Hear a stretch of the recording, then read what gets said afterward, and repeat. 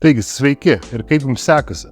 Šiame vaizdo įraše jums parodysiu, kaip galite kurti animaciją naudodami dirbtinį intelektą. Tiksliau parodysiu, kaip sukurti besikartojančią informaciją savo Lo-fi kanalui. Tai yra mano vaizdo įrašo, uždirbkite iš savo YouTube muzikos kanalo tęsinys. Primiktinai patariu pirmiausia pažiūrėti tą vaizdo įrašą, jei dar to nepadarėte. Nepaisant to, pateiksiu jums sutrumpintą santrauką čia ir dabar. Tame vaizdo įraše pirmiausia parodžiau, kaip dviem metodais sukurti dirbtinio intelekto paveikslėlį. Tada, naudodamas AI programą vadinamą Moobert, pridedu AI muziką ir iš jos sukuriu vaizdo įrašą programoje CapCut. Kaip priedą, taip pat parodo, kaip sukurti logotipą, miniatiūros ir kitą. Bet gerai, eikime ir pradėkime animuoti. Nes čia jau turime šį paveikslėlį, kurį ketiname animuoti. Parodysiu jums du skirtingus AI įrankius, kuriuos galite naudoti savo AI animacijom kurti. Abu jie yra nemokami. Pirmasis įrankis, kurį noriu jums parodyti, vadinasi Pika Labs. Taigi eikite ir spustelėkite Pika Labs nuorodą aprašyme. Tada spustelėkite Join Beta. Bus paprašyta prisijungti prie jų Discord serverio. Kadangi tai jau padariau, spustelėsiu Continue to Discord. Patekę į Pika Labs serverį, turite pasirinkti generavimo kanalą. Šiuose kanaluose galite generuoti vaizdo įrašus ir animuoti paveikslėlius. Norėdami naudoti šią priemonę, tiesiog įveskite pasvirasis brūkšnys Create ir tada maždaug 3-4 kartus paspauskite Tab mygtuką, kol pasirodys paveikslėlio langelis. Į šį paveikslėlio langelį vilksime savo Lo-fi paveikslėlį, kurį norime animuoti. Dabar parašykime tekstą. Kitaip tariant, parašykime užklausą. Su užklausomis tikrai galite eksperimentuoti. Bet aš pastebėjau, kad geriausias rezultatas davė užklausa Slight Movement, arba lietuviškai nedidelis judesys. O dabar seka svarbi dalis.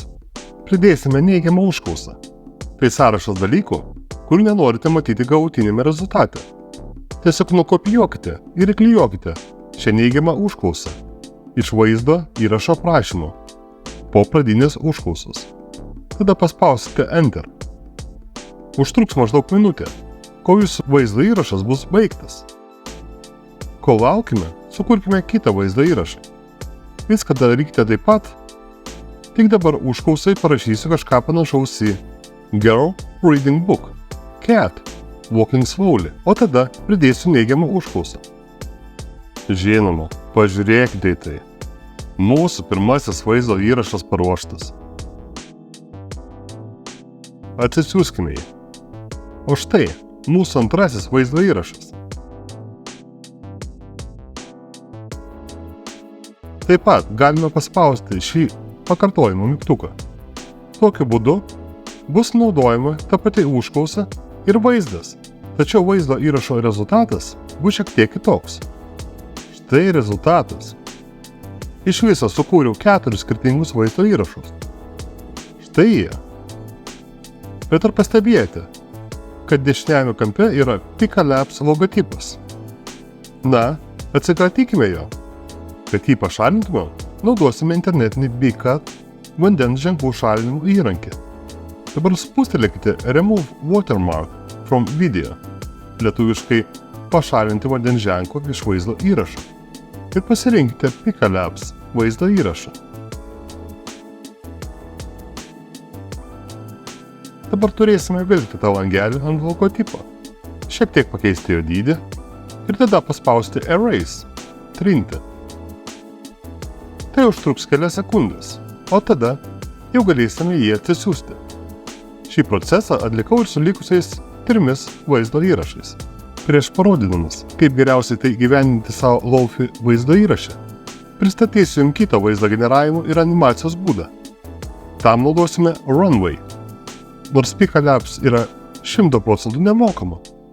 Ir iš esmės galite naudoti neribotai, Runway suteikia jums nemokamą bandomąją versiją, o užsiregistravę nemokamai gausite 125 kreditus. Taigi, kai būsite prisijungę, pasirinkite Text to Image Video. Dabar įkelkite savo vaizdą ir paspausite Generate. Tai užtruks maždaug minutę. Žiūrėkite. Štai jis ir yra. Taip pat išsaugokime jį savo kompiuteryje. Ir taip, teisingai atspėjate. Taip pat turime pašalinti vandens ženklą. Todėl greitai tai padarykime. Dabar metas pritaikyti mūsų Lofi vaizdo įrašą. Kaip ir ankstesniajame vaizdo įraše naudosime programą CapCut, kurią galima naudoti nemokamai. Taigi, atidarykime savo projektą. Dabar vilkite AI vaizdo įrašus. Paimkite vieną vaizdo įrašą ir jį dubliuokite. Tiesiog naudokite Ctrl+C ir Ctrl+V. O tada padėkite juos vieną šalia kito. Dabar pasirinkite dubliuotą klipą ir spustelėkite mygtuką Reverse, kas reiškia atvirkščiai. Pažvelkite į tai. Dabar, jei vaizdo įrašas yra ilgesnis ir jei norite galite jį cikliškai kartoti amžinai. Taip padariau ir su kitais vaizdo įrašais. Dabar, jei norite, kad jis atrodytų dar geriau ir sklandžiau, pasirinkite Transitions perėjimai. Raskite perėjimą Mix. Vilkite ir nuleiskite šį perėjimą ant AI vaizdo įrašo pradžios ir pabaigos. Tai perėjimas nuo įprasto vaizdo prie AI vaizdo įrašo bus 100 kartų sklandesnis. Pažvelkite į tai.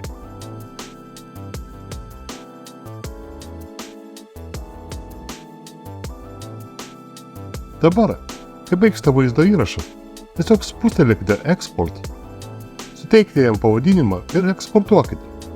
Ir viskas. Dabar jau turėtumėte mokėti animuoti vaizdo įrašus savo Lofi YouTube kanalui. Smagiai praleisite laiką. Nepamirškite užsiprenumeruoti ir iki pasimatymo kitame vaizdo įraše. Ate! Beje, štai pasimėgaukite galutinių rezultatų.